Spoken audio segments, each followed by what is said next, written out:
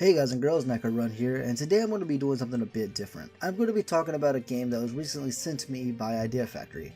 You know, Idea Factory, the same people who bring you all the Neptunia games, alongside other JRPGs like Omega Quintet and the Argara series. Point being, they know how to make great games, and I was really looking forward to this one. The game I will be talking about today is the PC version of Death End Request. Strange name, I know, but it all makes sense within the context of the game. With that said, let's go.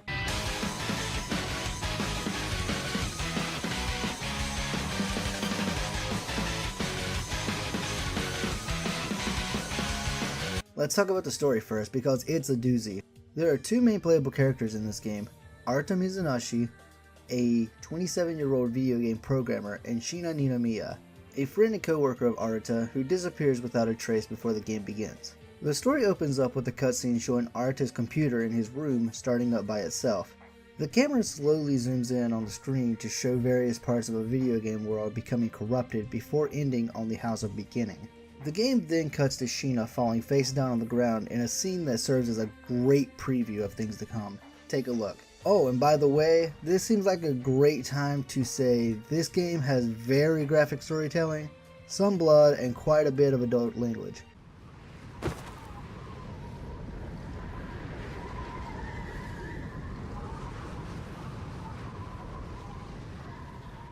No, I can feel myself fading. Don't give up, Sheena! I've already leveled you past the max! You're in God mode now!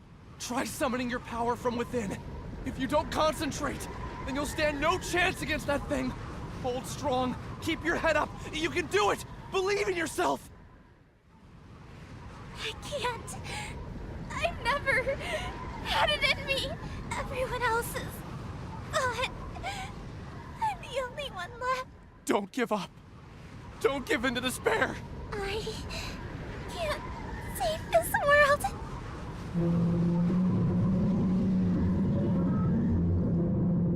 Sheena! Behind you! Watch out!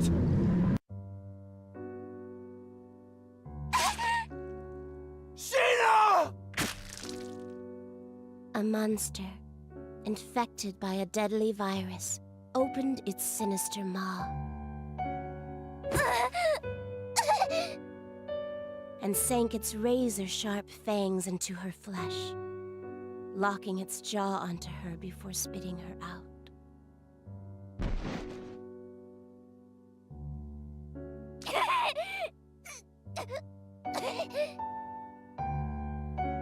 Thick droplets of her blood were splattered onto the dirt.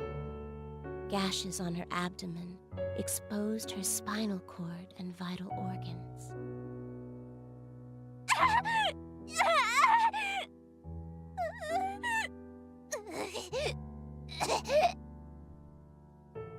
She made 2 tepid steps backward before crumbling to the ground like a marionette with snipped strings. Damn it! Sheena! As shock set in, she struggled to make sense of what was happening around her. With a last, desperate breath, she uttered, Mizunaishi. Mizunaishi. Sheena! Mizunaishi. It hurts. Sheena, don't! Hurry! Get away from there! Please! Stop! Stop!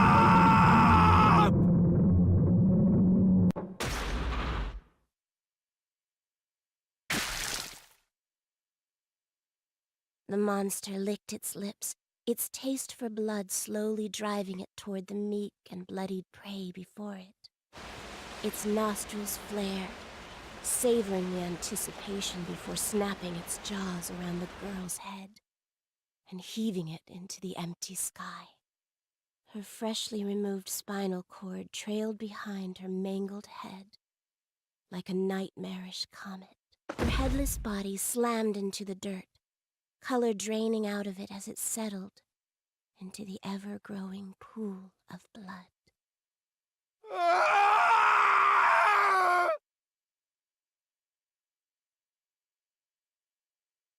Sheena! Sheena! Damn it! I couldn't save her in time! God! Buddha! Whoever the hell is listening! Damn you! This death end is horrific! You... What is your purpose? God damn it!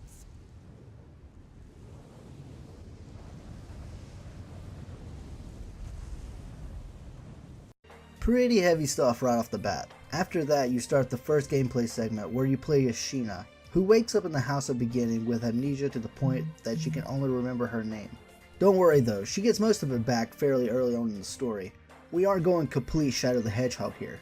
Anyway, this area lets you get familiar with the game's basic mechanics, as well as learn a bit of backstory, though the player nor Sheena know it yet. Once the player leaves the house, you will see several monsters known as Entoma, the living embodiment of the corruption that is infecting the game.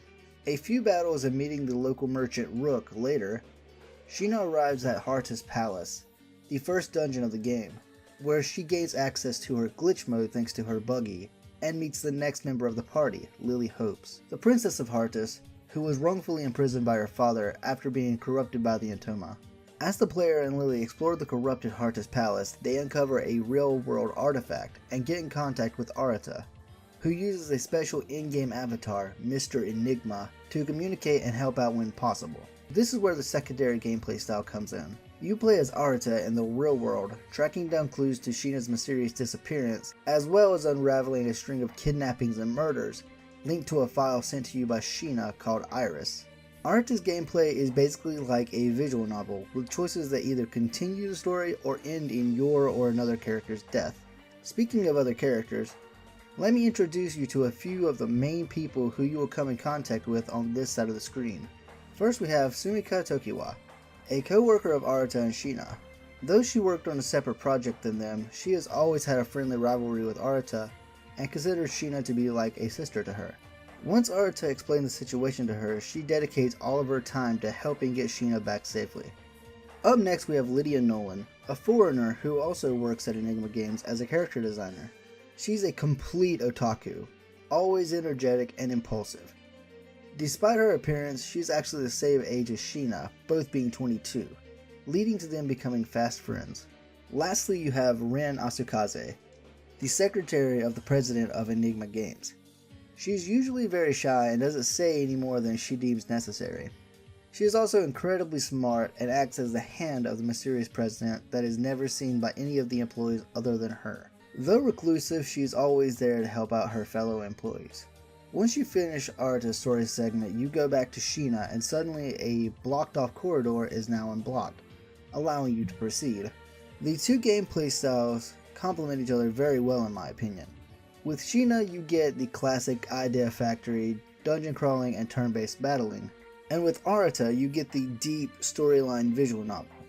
As the story continues, the player learns that Sheena has to destroy the Entoma Queens to restore the remaining parts of her memory, as well as rid the game of the corruption. Along the journey, you will meet others who also have a buggy that can help you with battles. Al Astra, Clea Glaive, Lucille Villaret, and Celica Clayton. Though they may just seem like NPCs made very lifelike by the Alice engine, as the game progresses and the player delves deeper into the string of kidnappings, several things start coming to light. I won't spoil any more of the story here because even though the start is a very slow burn, while the world and characters are getting established, it really kicks up after the first dungeon and I can't recommend it enough. While the story is great, there are a few things that bother me about the game, and these come down to personal preference, so take them with a grain of salt. First off, the violence. I don't really think enough of it is shown. It's described really well and you can get a mental image of it, but come on. The game is already rated M, and I know they have some very talented CG artists working over there. I'm not saying Mortal Kombat levels of gore, I just feel like some of the more gruesome scenes would have had more impact if there was more to see than just a shaking default background of the area you're currently visiting. Don't get me wrong, the ones that are provided are perfect amounts of violence. I'm just saying, if you're going to do it well. Don't make like 3 CGs for the violent scenes and then the rest nothing but fan service. The story has some very violent scenes, with characters being tortured and others when an entire village gets slaughtered. And yet, all the player sees is a null background that is used in 25 other scenes, and the character, when voiced, are just yelling, "No!" It sometimes really throws the moment out the window. Next, and really the only other thing that bothers me, are the death ends. Most of them are fine, with plenty of time to save before having to make the choice. Some, however, are in the middle of 10 to 15 minute visual novel sequences that can't be skipped, and where the option of saving has been taken completely away from the player. Then suddenly the choice pops up and you have a 50-50 chance of choosing correctly and the story continuing, but at the same time you also have the same chance of messing up and seeing a game over screen, losing the last 45 minutes of your save. It only happens a handful of times during the entire playthrough, but every time it did, it just really pissed me off that I lost so much progress from a coin flip. Other than these things, the game is really great.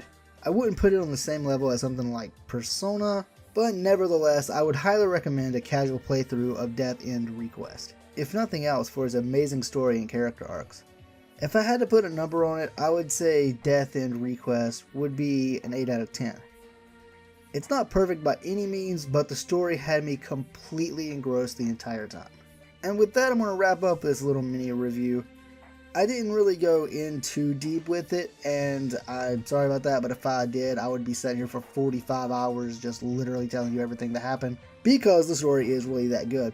But yeah, thank you Idea Factory for giving me this chance. I really do appreciate it. Everyone can pick up this game. It comes out Thursday on the PC, which is officially tomorrow because it's 12/26 when I'm recording this. It comes out tomorrow on the PC. It's already out on the PS4. Go check it out if you want to. I highly recommend it. And I will see you guys next time. Oh, and one last thing. The OST for this game is amazing. I didn't really have time to squeeze it into this review, but the OST is really great. In fact, you've been listening to one of my favorite songs from it the entire time this review's been going on. Yay! Okay. Anyway, I'm gonna go now, so thanks for watching, and I'll see you in the next video.